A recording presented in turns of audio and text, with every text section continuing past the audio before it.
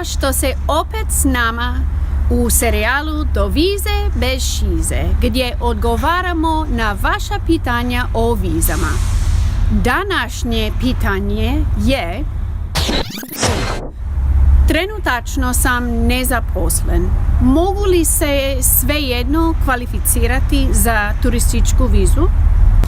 Konzul mora procijeniti koliko su čvrste veze s Hrvatskom svakog podnositelja zahtjeva za vizu, a zaposlenje je samo jedna od njih.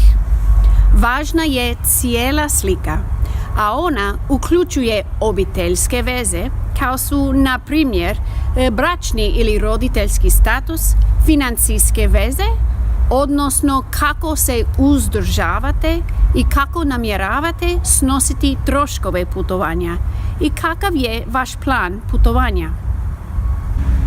Na intervju s konsulom donesite dokaze o tim vezama i pripremite se objasniti konzulu što namjeravate raditi u SAD-u i zašto ćete se vratiti u Hrvatsku.